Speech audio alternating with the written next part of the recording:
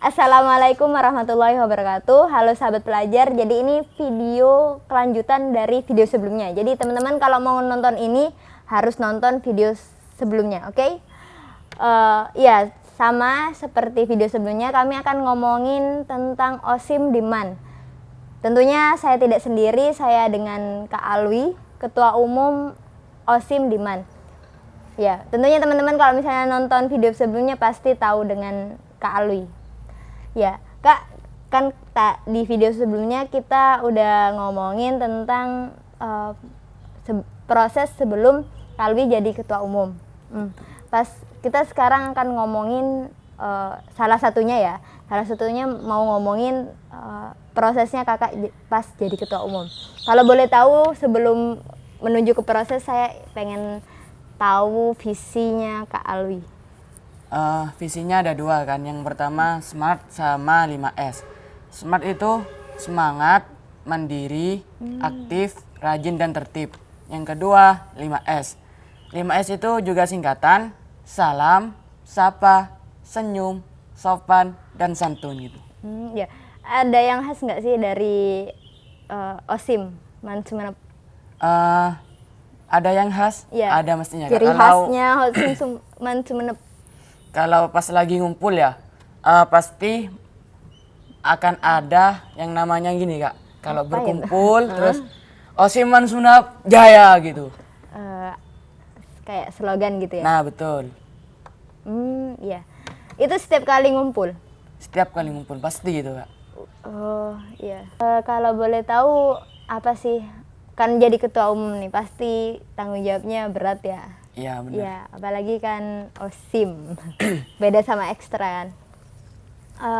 Ya, yang terberat yang pernah Kakak alamin selama memimpin OSIM di MAN Sumeneb?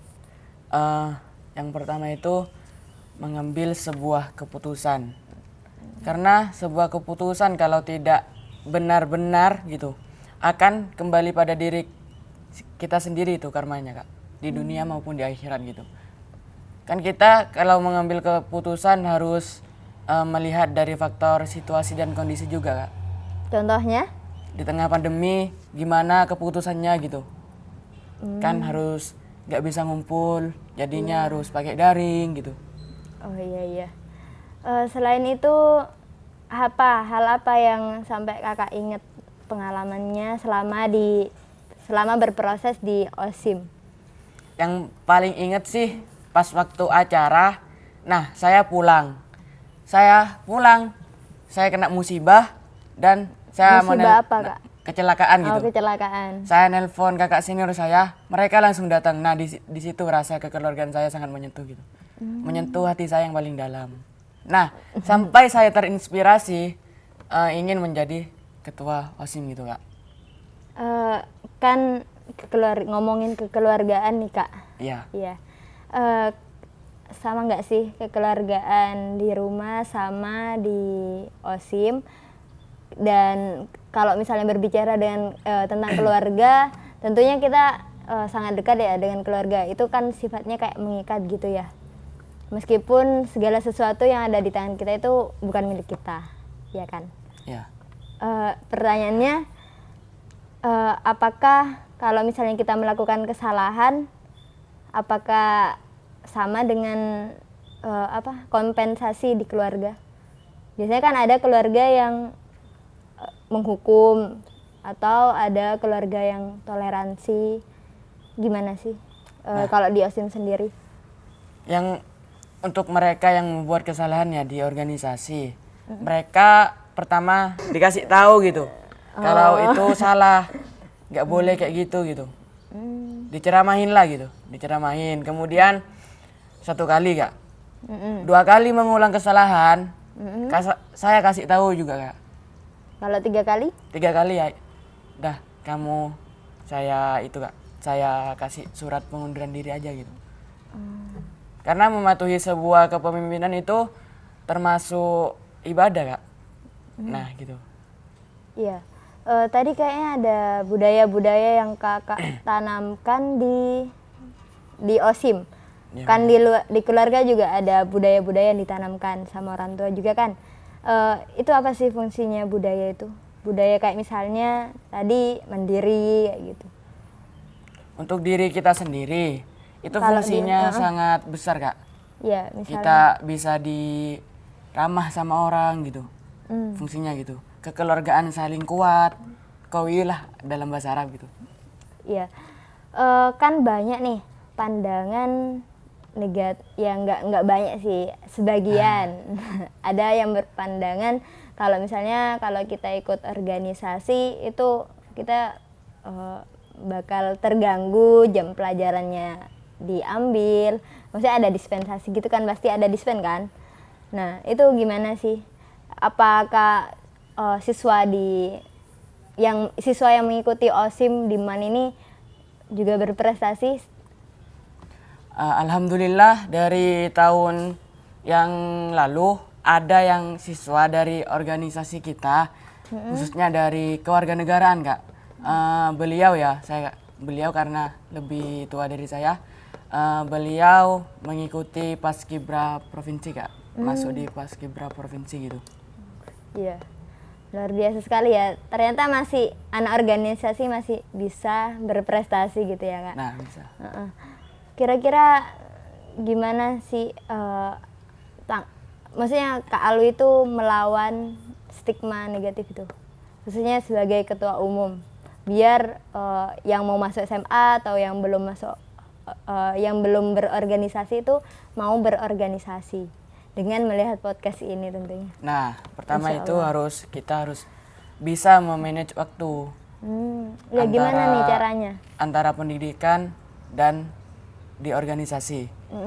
Caranya yang tahu hanya diri kita sendiri. Kalau saya ya fokus ke pendidikan, fokus satu aja. Kemudian fokus di OSIM, fokus satu di OSIM aja gitu. Jadi nggak bisa mencar-mencar gitu. Harus fokus satu tujuan gitu Kak. Saya jadi penasaran nih sama keseharian Kak Alwi di rumah, di sekolah dan lain-lain. Soalnya kan kalau misalnya fokus, kalau di rumah kan misalnya nih Kak Alwi dispen, pasti kan ada yang tertinggal. Itu dikerjakan di rumah gitu. Maksudnya gimana? Kesehariannya coba ceritakan. Kalau ketinggalan, biar teman-teman tahu.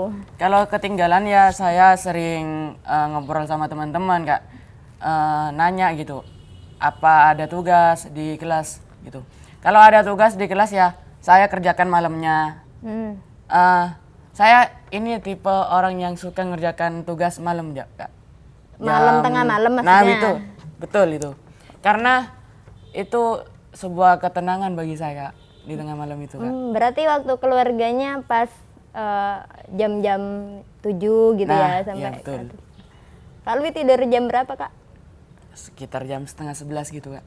Nanti bangunnya jam berapa kalau misalnya ngerjain tugas tengah malam? 2:30. Oh 2:30.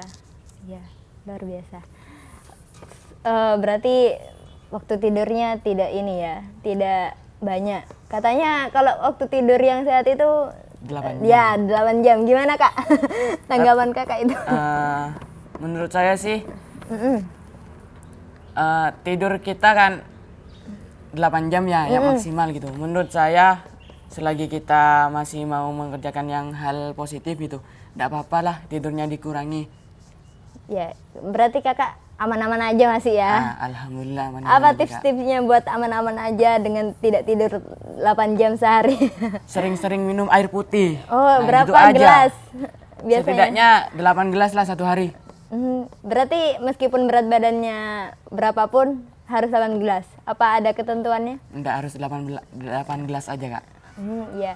Jadi teman-teman jangan lupa ya minum air putih. Ada aplikasinya. Pengingat minum air itu di Google. Saya nggak tahu nih. Nggak tahu. Ya, Terima kasih informasinya Kak. Ya itu bagi teman-teman yang kadang kan lupa yang mau minum air dari saking sibuknya. Hingga mungkin butuh pengingat, gak ada pengingat. Dialarmin. Download aplikasi biar gak kelupaan. Iya, lanjut lagi ya Kak. Kan ini pandemi ya, gimana sih? Pasti ada program kerja yang belum terlaksana. Menurut saya ada yang terlaksana, ada yang enggak. Ada yang terlaksana, ada yang enggak. Yang enggak terlaksana itu akan di-cancel Kak. Di-cancel kalau bisa, misal ya Kak, seperti pas bulan Ramadan itu bincang-bincang sambil nunggu berbuka puasa. Nah itu saya buat bisa daring gitu. Nah itu daring. Nah kalau yang nggak bisa daring nggak di cancel dulu sehingga pandemi ini selesai gitu. Gimana buat adik kelasnya kakak atau anggota-anggota yang tahun depan akan berpengurus? Pasti nggak dapat pengalaman itu dong. Nah Ya, cara mengantisipasinya. itu Kak, saya akan koordinir sama MPK agar melaksanakan latihan dasar kepemimpinan, di mana di situ bukan cuma materi tapi praktik juga langsung Kak. Nah jadi meskipun terlewatkan pengalaman-pengalaman karena pandemi ini, jadi mereka bisa tahu lah sekilas praktek langsung gitu di LDK nanti. Kalau misalnya tentang mengadakan acara kan ada acara kan? Iya. Iya kan ada acara yang nggak terlaksana. Itu kan adik kelasnya nggak tahu masih acaranya modelnya kayak gimana. Itu dikasih tahu langsung ya? Dikasih tahu nah pas nanti di itu Kak harus ngadakan acara ini gitu. Oh, iya takutnya nanti tahun depan juga di cancel. Melanjutkan proker yang yang sebelumnya. sebelumnya. Gimana kalau misalnya buat kan ini kalau udah akhir periode ya mau akhir periode itu pemilunya gimana Kak? Mengantisipasi pemilu? Masih lama kan Kak? Masih bulan November gitu. Oh November ya? Iya. Oh, kirain. Saya ingat saya dilantik November tanggal 25 pas hari guru. Sangat sakral hari itu teman-teman. Saya merinding kalau mengingat videonya gitu Kak. Tapi sekarang udah ada calonnya nggak? Alhamdulillah sudah pandangan saya sudah ada tentang sebuah ketua gitu. Ada 3 orang gitu. Gimana sih pandangannya kakak tentang ketua? Berat, Iya. berat Kak. Enggak, maksudnya ciri-ciri yang layak jadi ketua itu kayak gimana? Jadi leader dalam pandangannya kakak itu orangnya gimana? Cuman satu. Apa? Apa ya Kak? Mereka itu harus mempunyai iman yang selalu ingat kepada Allah. Itu aja. Iya. Ya saya setuju.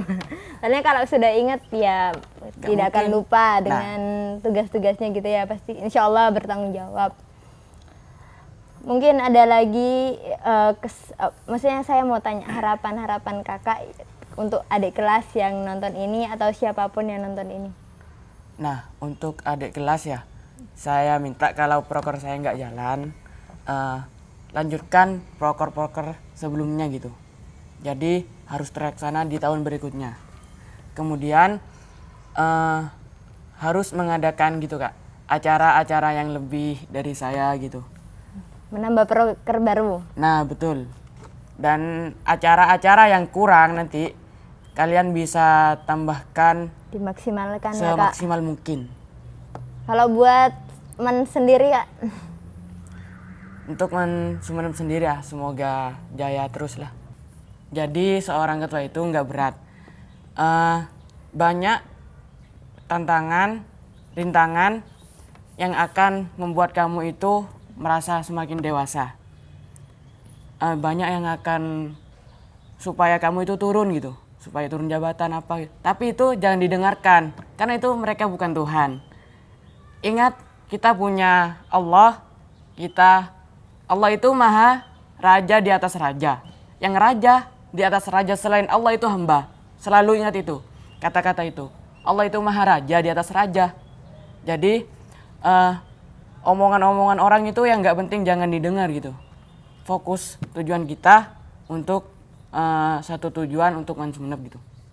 Baik, kita tutup dulu ya podcastnya. Jangan lupa nantikan podcast selanjutnya. Like, komen, dan subscribe tentunya. Oke?